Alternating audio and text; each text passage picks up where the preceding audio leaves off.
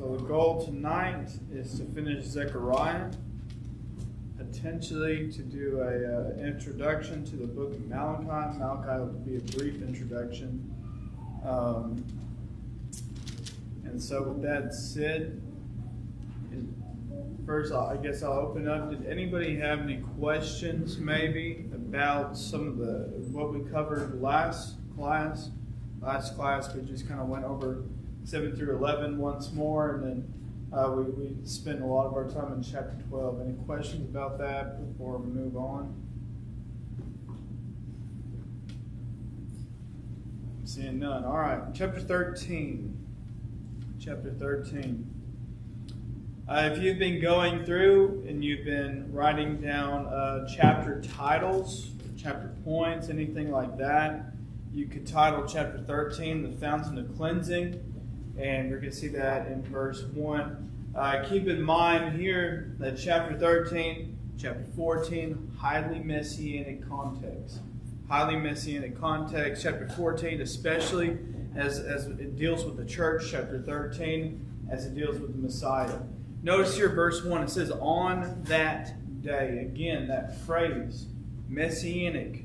There shall be a fountain open for the house of David and the inhabitants of Jerusalem, to cleanse them from sins and uncleanness. There will be a fountain open. Does that remind you of perhaps a song we sing? There's a fountain free, right? And whenever we talk about there being a fountain free, we're talking in reference to Jesus. We're talking about the shedding of His blood. And so there's several verses we can put here in our Bibles next to this verse to help us keep that mindset on this cleansing being by the blood of Christ. You have Hebrews chapter 9 and verse 22, where the Hebrew writer says that indeed, nothing is purified, nothing is made clean without the shedding of blood. The shedding of blood has to be done in order to purify for sins. And perhaps a reason for that is Leviticus 17 and verse 11 tells us that life is in the blood. So you're taking life and you're replacing that with death, because sin represents death. You have Matthew chapter 26 and verse 28. Which is the context in which Jesus establishes the Lord's Supper. And He talks about the cup, He talks about how it's His blood, and He says this is the blood that is shed for the new covenant, for the sins of the people. You have Ephesians chapter 1 and verse 7, where it says, in Him we have redemption, and we have forgiveness of sins, and it's through His blood that we have that. We have forgiveness of sins because of His blood. This fountain, you can see, has been opened from the house of David, from the midst of Jerusalem, in order to cleanse them of their sins and their uncleanliness. You have Ephesians chapter 2 and verse 13. Jesus, He provided cleansing. He provided redemption, salvation for them. Colossians chapter 1 and verse 20. One of the reasons why Paul says Christ is preeminent, why he says that Christ is in the head position. He is number one in everything. He should be number one in your life. Verse 20, He provided redemption for the church. Acts chapter 20 and verse 28, Paul talking to the Ephesian elders. This is the church. He's saying, this isn't my church. This isn't Paul's church. This isn't Paul's gospel. This isn't Paul's message. This is the church, this is Christ's message, that He shed His blood in order to purchase. It's His church. He bought it. Hebrews chapter 5 and verse 9 paints a vivid picture of Jesus in the Garden of Gethsemane, right before this fountain would be open, and how He was praying with great anxiety. Great anxiety over what? And what was the crucifixion going to allow? Salvation. He had great anxiety for the events that would take place in order to bring about salvation. And you can put down Psalm 22 and verse 14, I believe, where he talks about where David, you look at Psalm 22, it's the mind of Christ from the cross. It's often been stated. And he talks about, I believe verse 14 it is, that his heart, it melts within his breast with great anxiety. And all that anxiousness is because, not just because he's dying, not because it's going to be a painful death, but because of what it means. It is the salvation of the world. Yes? He took on the sins of the world. Yeah. Before and after. Right. You can put down Hebrews chapter 2, verses 15 through 18. He that did not know sin took upon sin in order to save those who were in sin. I mean, just a fantastic sacrifice, something that really we can't even begin to completely comprehend. It goes so far into different aspects of love and so forth that really just, you think about the sacrifice of Christ and it should just make us stand in awe. It should make us stand in awe. Let's look here at verses 2 and 3 here. 2 and 3 talk about the end of the Messianic age. The end of the Messianic age. And, or not the end of the Messianic age, the end of the miraculous age. The end of the miraculous age. It says, and on that day, so in the latter days and in the days that you and I exist, declares the Lord of hosts, I will cut off the names of the idols from the land, so that they shall be remembered no more. And also, I will remove from the land the prophets and the spirit of uncleanness. And if anyone again prophesies, his father and mother who bore him shall say to him, you shall not live, for you speak lies in the name of the Lord. And his father and mother who bore him shall pierce him through when he prophesies. You look at verses 2 and 3, he's talking about a ceasing of miracles. A ceasing of miracles. Now, do denominations teach that miracles still exist? Yes, they do. They certainly do. They certainly do. And we can look here at Zechariah chapter 13, verses 2 and 3 and see, okay, God intended for a time in which these miracles were going to cease. And you could look at 1 Corinthians chapter 13. 1 Corinthians chapter 13, Paul says that the end of miracles would take place with the maturation of the church. And the maturation of the church would ultimately be in the complete and total bestowment of the revelation of God. Because think about these. Why were miracles even a thing? What was that? Show that Christ was who he was, or the church.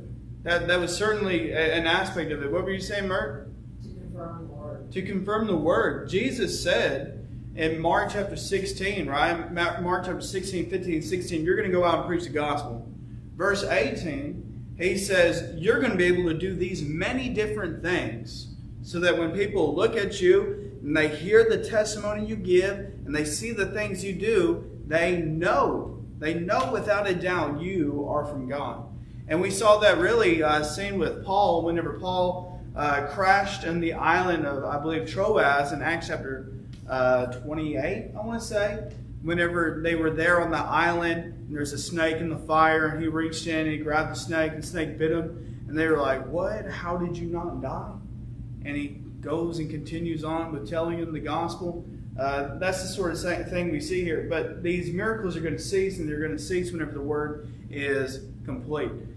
There's no use for miracles after that. If miracles are a confirming work, then you're not going to need them after you have the complete work, right? You're not going to need them. The best way I've heard it explained is you're building a house, right? And whenever you're building a house, you might have scaffolding. Well, the house is complete. I'm living in it. Do I have the scaffolding around my house still? No. That doesn't make any sense, right? I don't need it anymore. It served its purpose. It did well, but I don't need it anymore. And that's the same thing with miracles. Miracles are going to, or have ceased, And they cease whenever they're no longer sufficient for their purpose. It's just no longer sufficient for its purpose. Look here at verse 4 through 6. It says, "On that day, every prophet will be ashamed of his vision when he prophesies. He will not put on a hairy cloak in order to deceive." Just a mention here, he will not put on a hairy cloak in order to deceive. Hairy cloak, that is the dressing of a prophet. You see that with Elijah. You see that with John the Baptist. John the Baptist wore a hairy cloak. He wore a belt of camel's hair around his waist. And Luke 1 verse 17 tells us that he came in the spirit and appearance of Elijah. That is how the prophets dress. And so he says he will not put on a hairy cloak in order to deceive. They're done. They're done. They're not dressing like the prophets anymore, but he will say, "I am no prophet. I am a worker of soil, for a man sold me in my youth." And if one asks him, "What are these wounds on your back?" he will say, "The wounds I received in the house of my friends."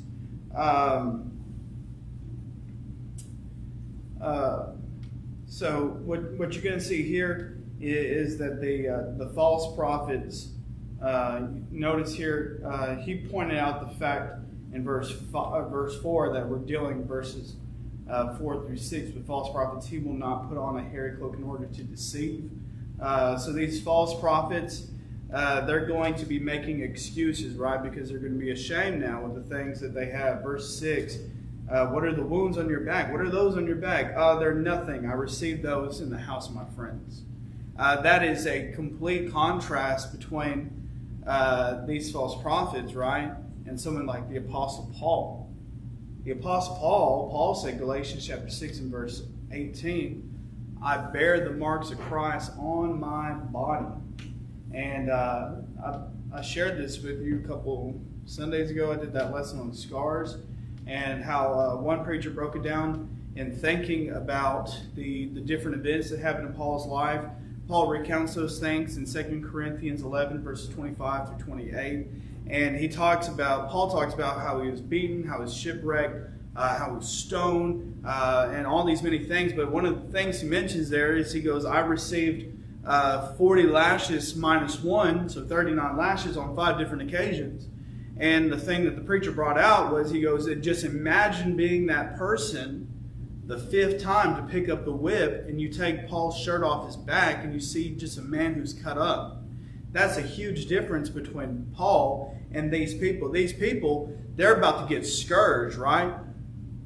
"What are these marks on your back?" "Oh, I received those in the house of my friends." "Paul, what are these marks on your back?" "These are the marks of Christ."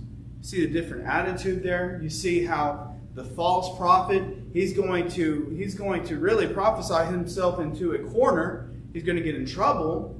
And whenever it comes time to receive the punishment, the persecution that a saint would, he's going to say, "That's not me. That's not why I'm here." Paul, on the other hand, a true saint, says, "That's exactly why I'm here. Go ahead and do it. Go ahead and do it." Look here, verses 7 through 9. 7 through 9, you have the shepherd struck. It might be subtitled that way in your Bible. And this is going to correlate with Isaiah 53 heavily here. It says, "Awake, O sword, against my shepherd, against the man who stands next to me, declares the Lord of hosts. Strike the shepherd, and the sheep will be scattered. I will turn my hand against the little ones." Verse 7 here, it says, "Awake, O sword, against my shepherd." The King James says my fellow, doesn't it? It says shepherd. Where does it say? It says against my fellow instead of the man. Against the man that is my fellow. Okay. Right, okay. So the King James says, "Awake, O sword, against my shepherd, against the man who is my fellow." All right. So what's being brought out here in the King James and in the ESV here is that this shepherd that that God is talking about, this shepherd who is going to be struck, who is going to be stricken with the sword, is of equal rank with him. God and this shepherd are equal.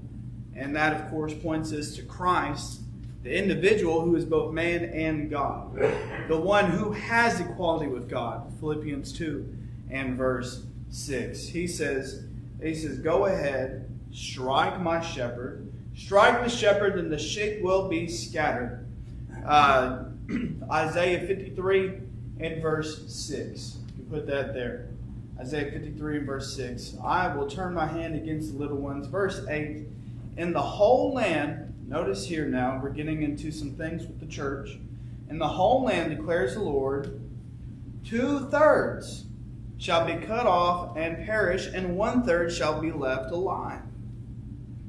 That reminds me, notice here, the quantity doesn't matter, okay? We're not getting down to a nitty-gritty between 2/3 of whatever population and 1/3 of whatever population. The emphasis here is you have many and you have few, right? And whenever you think about the principle of many and few, what comes to your mind? Yeah, those two different ways. You have a way with many. That way leads to death, which God says here, 2/3 shall be cut off and perish. Then you have the few. You have the narrow way. And that way leads to life. And that, of course, representative of the church. And so you have many who are in the world, many who are going to receive judgment, many who are going to be cut off. Then you have the church here. And he goes in verse 9, he says, and I will put this third into the fire. The church. I will put this third into the fire. What does that mean?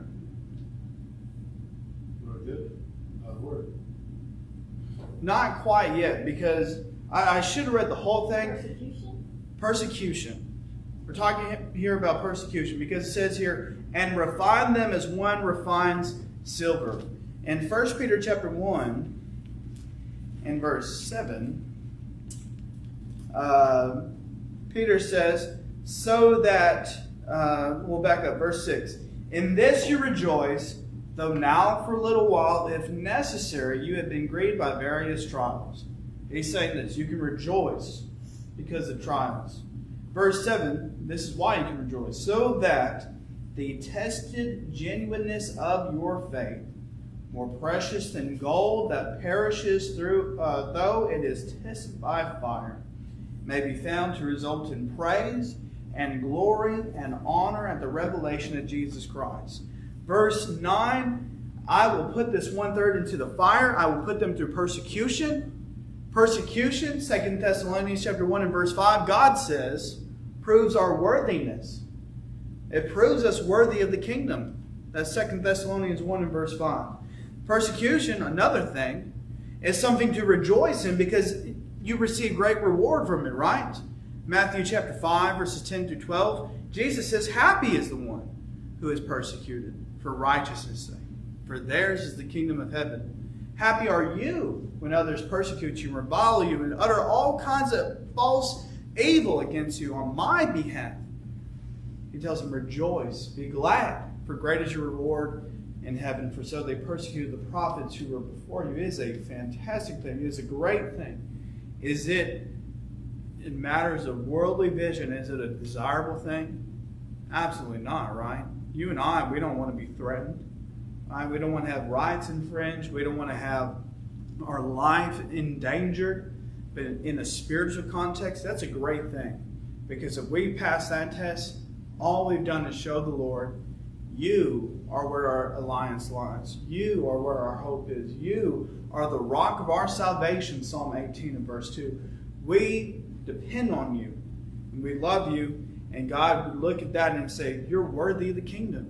You know, that's the exact context in which Jesus said in Matthew 10 verse 32, that whoever acknowledges me before men, I also will acknowledge before my Father who is in heaven. I've said this several times. To me, that's the greatest promise of the New Testament, knowing that I can live my life to the T. I can follow Christ as well as I possibly can. And in the end, he look at the Father and say, this is a worthy servant. He has fought. He has endured.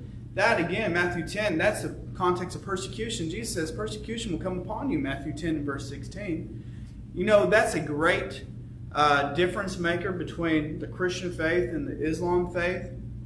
The Christian faith, you have assurance, you have confidence to salvation, you have a promise of hope, you have a tangible hope. The Islamic faith, they tell you the only surefire way to go to heaven is if you kill yourself in a matter of holy war, which holy war is just anything. If you're willing to blow yourself up, you can go to heaven. Otherwise, what's going to happen is you're going to go before Allah, and He's going to look at everything you've done, and He's going to keep the good over here, He's going to have the bad over here, and we're just going to see how the scale tilts.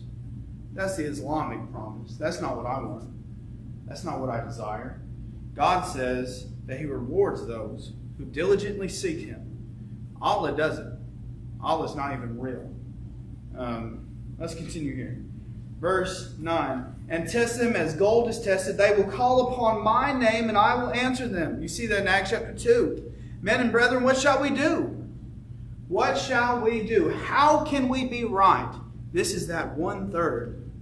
That 1/3. How can we be right? You repent, you be baptized for the forgiveness of your sins. Then you can be right.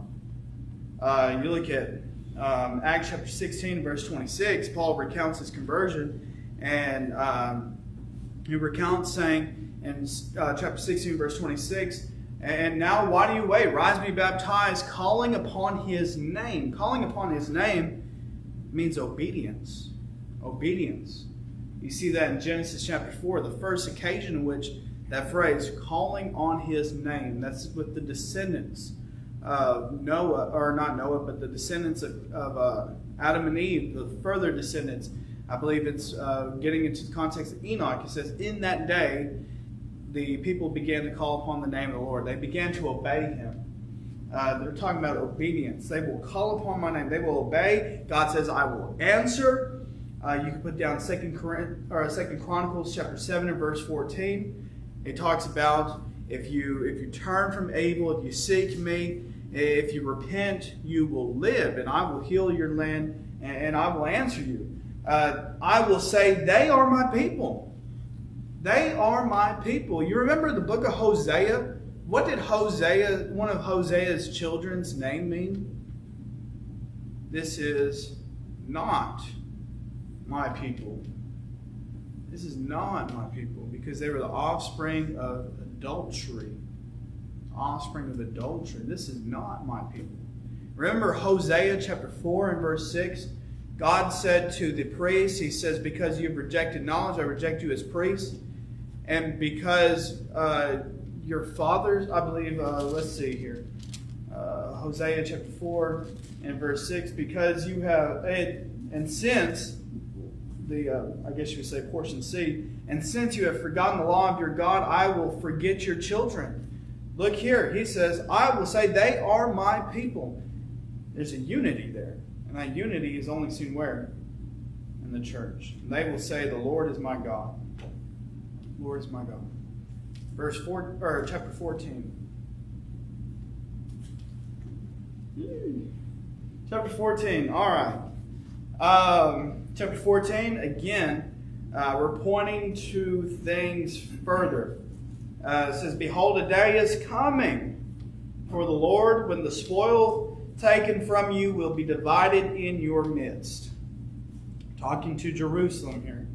For I will gather all the nations against Jerusalem to battle, and the city shall be taken, and the houses plundered, and the women raped. Half of the city shall go into exile, but the rest of the people shall not be cut off from the city. I just want to pause here at verses 1 and 2. Verses 1 and 2. I believe Doyle brought this out whenever we had class last. I believe he mentioned that whenever we read this stuff, because it's pointing to future events, you can really see it perhaps, or maybe it was Chris who brought this up, but it's hard to differentiate between, okay, is this a prophecy regarding the destruction of Jerusalem, or is this a further judgment? What's going on here? And we looked at Matthew, or we briefly mentioned Matthew 24 as an instance in which Jesus talks about both destruction of Jerusalem and destruction of the world in the same chapter. And so it gets easy to be confused. And so I just wanted to look here at this book and share a paragraph with you. This book is by Homer Haley. He's a member of the church. And I just want to share what he has to say about verses 1 and 2. He says, the refining and purging introduced by the prophet, in which the larger portion were cut off, that's verses 8 and 9 of the previous chapter, is continued under the general picture of Jerusalem's assault, a day of Jehovah coming. So we're dealing with that larger group that's being cut off. A day in which the Lord will manifest himself to his people in a special way. The prophecy is addressed to Jerusalem when her spoil will be divided among the enemies brought against her. He quotes here verse 2, "For I will gather all nations against Jerusalem to battle." See a lot of people that begin looking at that verse and they think destruction of Jerusalem because the Roman Empire came against Jerusalem. He says, outrage upon outrage will befall the city. But which Jerusalem is the prophet speaking of?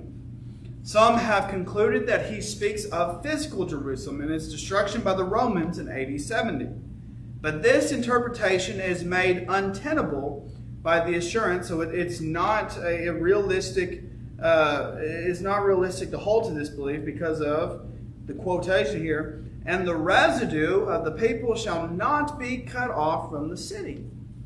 Of Jerusalem's destruction by the Romans, Josephus, he is a Jewish historian, through whose writing we have much information regarding the first century church. A lot of information about the validity of the man Jesus Christ and the persecutions that fell upon the church.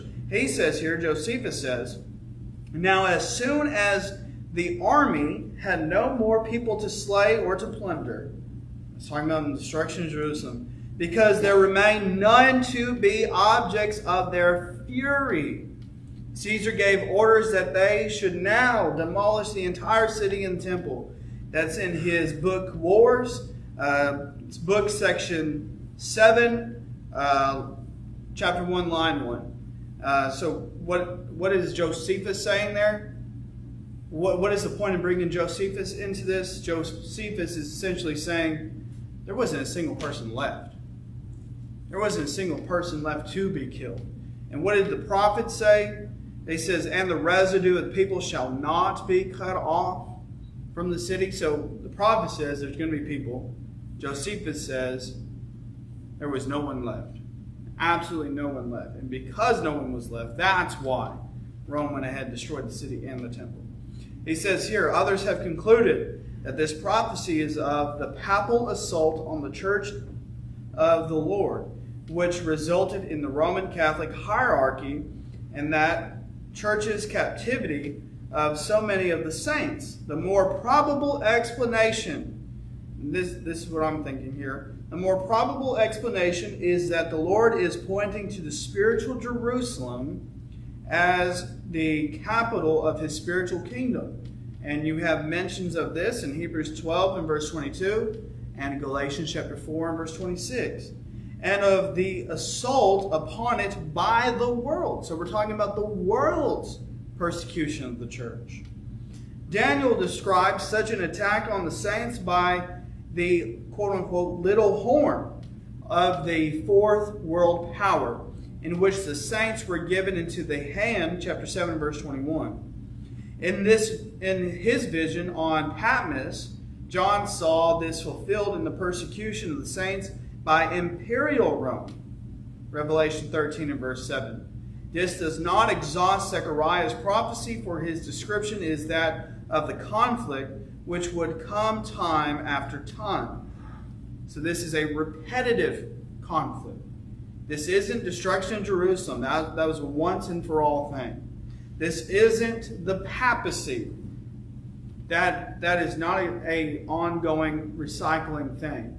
This is what he's saying here is that this is simply the persecution that the church would face by the hands of the world. And the world would be personified not as the Roman Catholic Church, but it's the Roman Empire. And that's something that we see cycled time and time again. And blown up and swelled down, and blown up and swelled back down. You see with the, for instance, in AD 60, you have Nero as emperor. Well, there's a great persecution against the church under Nero. The next emperor doesn't really mess with the Christians too much.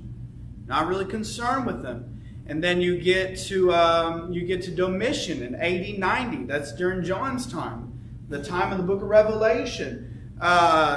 Great persecution against the church. After Domitian, not really a big thing going on. And so you just see a swelling and a reduction, swelling, reduction. And so when we're talking here about this persecution that we see here, this battle, this fight, we're talking about a persecution against the church. This is not the 80, 70 or anything like that. Verse 3. Then the Lord will go out and fight against those nations as when he fights on a day of battle. On that day his feet shall stand on the Mount of Olives that lies between Jerusalem on the east, and the Mount of Olives shall be split in two from east to west by a very wide valley, so that one half of the mount shall move northward, and the other half southward. And you shall flee to the valley of my mountains, for the valley of the mountains shall reach to Azal, and you shall flee as you fled from the earthquake in the days of Uzziah, king of Judah. Then the Lord my God will come, and all the holy ones with him. So, talking about a gathering here, gathering of those whom the Lord fights for. Verse 6 and 7, on that day there shall be no light, cold, or frost. And there shall be a unique day, which is known to the Lord, neither day nor night, but at evening time there shall be light. On that day, verse 8, living waters shall flow out from Jerusalem, half of them to the eastern sea, and half of them to the western sea. It shall continue in summer as in winter. Verse 9. Verse 9, and the Lord will be king over all the earth. On that day, the Lord will be one, and his name one.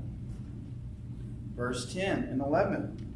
The whole land shall be returned into the plain from Geba to Rimmon, south of Jerusalem. But Jerusalem shall remain aloft on its site from the gate of Benjamin to the place of the former gate, to the corner gate, and from the tower of Hanel to the king's winepresses. Verse 11, and it shall be inhabited, for there shall never again be a decree of utter destruction. Jerusalem shall dwell in security. Verses 1 through 11. Here's the picture here. The church will be persecuted. God will fight for his people. God will claim his people. God will bring his people into his midst. And verse 11, they will dwell in security. That points us back to Zechariah chapter 8. And that points us again to those visions which we discussed in chapters 1 through 6. And the picture there is dwelling with God in heaven. The saints will dwell with God in heaven. In heaven there is no worry. In heaven there is nothing to provide anxiousness. Just peace. Absolute peace and security. Look here at verses 12 through 15. And this shall be the plague with which the Lord will strike all the peoples that wage war against Jerusalem. Their flesh will rot while they are standing on their feet. Their eyes will rot in their sockets. Their tongues will rot in their mouths. Verse 12 sounds like a nasty picture, right? I mean, that's like a zombie movie right there. But this is the plague that God says he's going to strike on those that wage war against Jerusalem. We're talking about judgment. What does that tell you, man? Judgment's not a good thing. I mean, you go to God in the judgment, it's standing opposed to him. It is not a good thing. When you think about this, flesh rotting, eyes rotting, tongues rotting, dead people Dead people, right? I mean, we dig up a grave, what we're not going to see. We're not going to see flesh. We're not going to see eyes. We're not going to see tongues, right? Dead people. These people are going to be dead in their sins, dead in their trespasses. Verses 13 through 15. And on that day, a great panic from the Lord shall fall on them, so that each will seize the hand of another, and the hand of one will be raised against the hand of the other. Even Judah will fight at Jerusalem, and the wealth of all the surrounding nations shall be collected, gold, silver, and garments in great abundance, and a plague like this plague shall fall on the horses, the mules, the camels, the donkeys, and whatever beasts may be in those camps. There's going to be a great battle that takes place, and God's people are going to triumph. Really, that's a picture of the book of Revelation. Overcome, you can come over. Triumph, remember all those different promises. Christ says that this promise isn't given to the one who squeezes by, right? This isn't given to the one who makes it. This promise is given to the one who conquers. He says, to the one who overcomes, I will dress you in robes of white. To the one who conquers, you will attain these great things.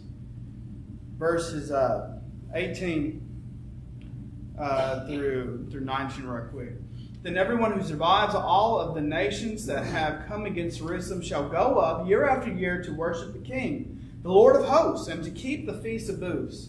And if any of the families of the earth do not go up to Jerusalem to worship the King, the Lord of hosts, there will be no rain on them.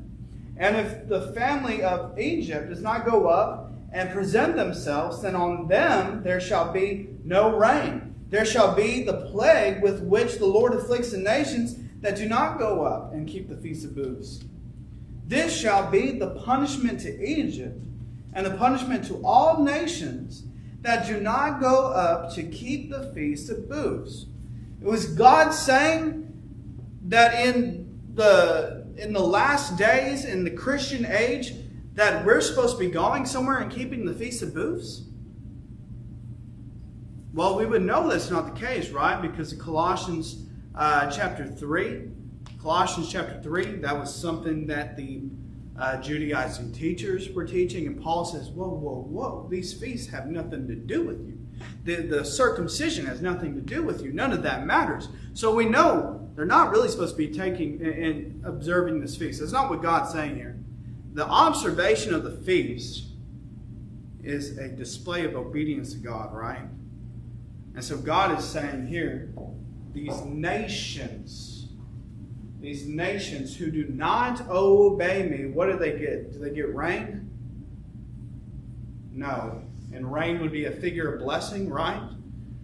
You have Psalm 131, or not 131, maybe 131, talking about the dews which fall. And so they don't receive blessing, they don't receive rain, so they receive judgment. And it's not only them that receive judgment, it's everyone of that kind.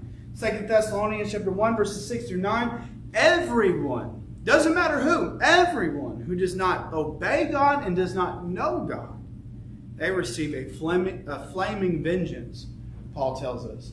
Verses 20 and 21, right quick. And on that day there shall be inscribed on the bells of the horses, Holy to the Lord, and the pots in the house of the Lord shall be as the bowls before the altar. And every pot in Jerusalem and Judah shall be holy to the Lord of hosts, so that all who sacrifice may come and take them, and boil the meat of the sacrifice in them, and there shall no longer be a traitor in the house of the Lord of hosts on that day. Here it is. These bowls that he's talking about here. We're talking about vessels of honor. Paul told Timothy in 2 Timothy, be a vessel of honor. He's talking about those in the church. On that day there shall be inscribed on the bells of the horses, holy to the Lord. We are vessels of honor. The churches. Yes? Mine says that day there will be no more Canaanites in the house of the Lord of hosts. verse 21, Yeah, to be a traitor, and yours says Canaanites. sure. I've looked here. I have a footnote for that too. I don't have an explanation for that. I would. I'll get an answer for that. I have an idea, but I don't want to say it and end up being wrong. My idea would be like that the Canaanites were slave traders. When they was against God, I mean, way back in. Well, I mean, you think about Canaanite just means those who live in the land of Canaan. That would be the promised land, and that would include like the Edomites. Remember, and in the book of Obadiah, God's book to the Edomites, he tells them that they're going to fall into judgment because they were traders, slave traders of the Israelites. And so perhaps that's what it is. He says there's no more Canaanites, no more traders in their midst. There's no one to bring them to shame, no one to cause them any worry or anything like that, perhaps. That's the first answer that comes to my mind. Okay. All right.